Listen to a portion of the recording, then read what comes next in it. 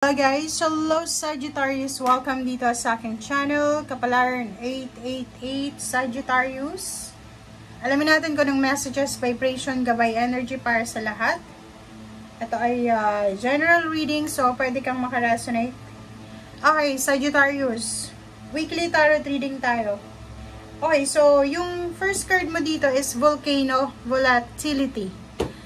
Medyo, dangerous siya. Diba? So, pwedeng nasa lugar ka, Sagittarius, na malapit sa volcano. So, mag-iingat ka sa linggong ito.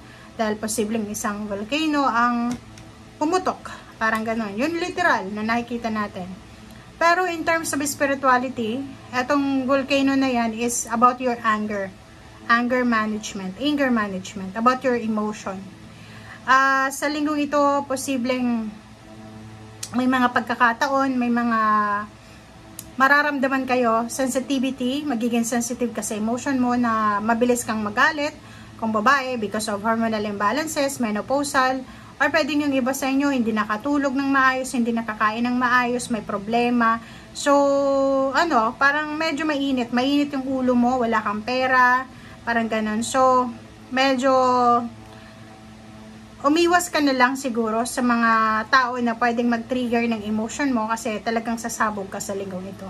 Hindi mo ito mapipigilan Hindi mo mapipigilan kasi emotion mo yan Pero pwede mo din pigilan kung ako sa'yo, di ba? Like, wag kang makikipagharap sa taong kinaiinisan mo. Go with the flow, let things happen. Di ba? Yung sinasabi dyan ng bra sa'yo na para hindi ka mainis, para makontrol mo yung emotion mo, hayaan mo na lang kung anong mangyayari. Huwag kang magalit. Napakahirap nito, no?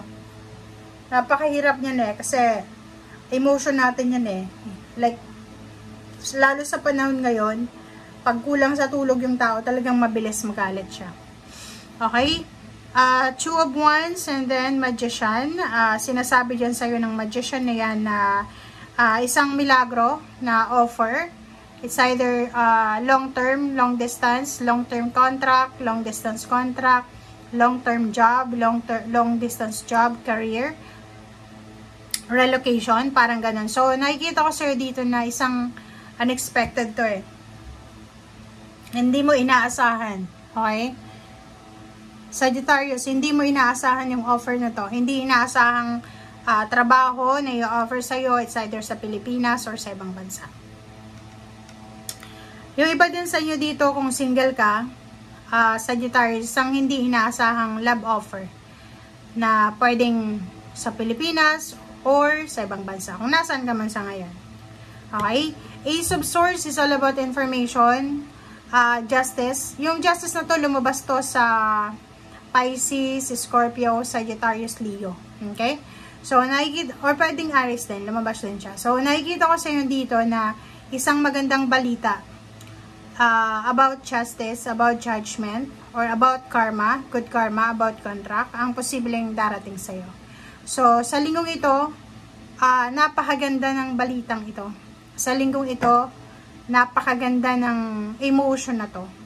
Yung Ace of Swords na yan is all about kapamilya, about karelasyon, about someone na alam mo na magiging masaya ka sa kasayahan niya. Di ba yung parang emotionally attached kayong dalawa? Pwedeng kapatid, kaibigan, magulang, parang ganun. So, may mga offer ng kontrata, okay, contract signing, or may mga offer ng contract dito.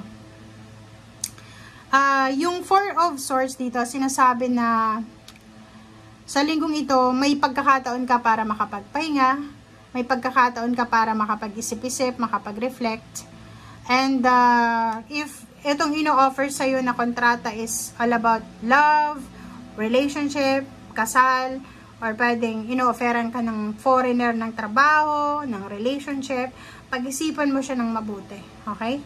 Gamitin mo yung linggong ito para makapag-isip ka ng maayos, para makapag-reflect ka. Hindi yung gagawa ka ng desisyon na hindi mo naman pinag-iisipan dahil na-pressure ka, dahil sa yun ang uso ngayon. Parang ganon. Okay? So, Magician, and then, Page of Cups. So, nakikita ko sa'yo dito na everything happens for a reason. Kung ano yung mga ino-offer sa'yo sa ngayon, may rason yan kung bakit ino-offer yan sa'yo. But, nandito yung Hermit, nandito yung Four of Swords, sinasabi niyan sa'yo na kailangan nating hanapin yung clarity. Kailangan nating pag-isipan, kailangan nating i-weigh yung mga bagay-bagay sa paligid natin bago tayo gumawa ng desisyon. Sa usaping pera, nakikita ko sa'yo dito na isa sa mga ino-offer sa'yo dito is financial stability, financial strength, financial balance, financial new beginnings. So, mahirap naman talaga na pag-isipan yan eh. Kasi, for example, nasa Pilipinas ka, single ka, or may ka-live-in partner ka, tapos nag-sign up ka sa dating website. Nakatagpo ka doon ng foreigner. Tapos sinabi sa'yo, kukunin kita, dadalhin kita sa bansa ko, diba? So, pag-isipan mo yun eh. So, dito sinasabi na kailangan mo ditong upuan ito ngayong linggo. Kung ano mang ino-offer sa'yo, relationship, dirty proposal, tama ba yung dirty proposal na yan? Okay, kung ano man yan na ino-offer sa'yo, money, career, financial, emotional, kasal, lugar, ano yung ino-offer sa'yo, pag-isipan mong mabuti. Okay, kasi kung iisipan mo dito, Sagittarius, sa usaping pera, hindi mo kailangan ng backer, hindi mo kailangan ng stepping stone. Kasi unang-una, napaka-strong mo. Pwede kang mabuhay ng walang tumutulong sa'yo.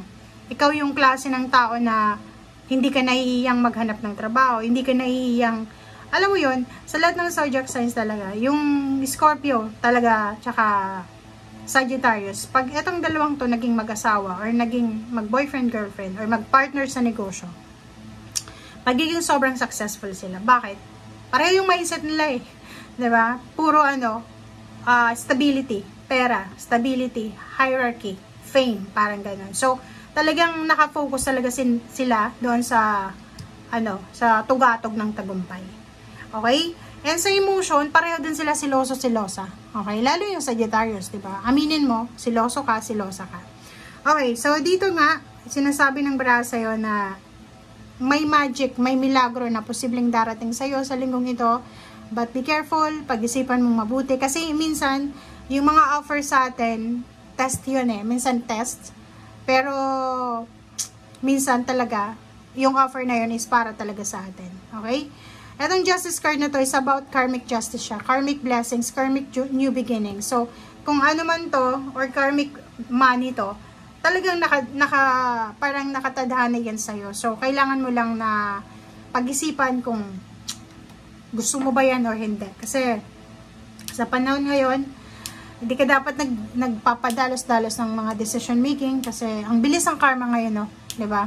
So, kailangan mong gumawa ng strategy sa linggong ito. Yung strategy na to is hindi pa to nagawa ng iba before. Parang ganun. So, bagong strategy to. In terms of relationship, in terms of money, kung dati ay masyado kang parang, ano tawag dito? Yung family-oriented ka, siguro ngayon, magkakaroon ka ng go with the flow lang. Kung ano yung available, yun lang yun. Okay? Thank you guys. Bye!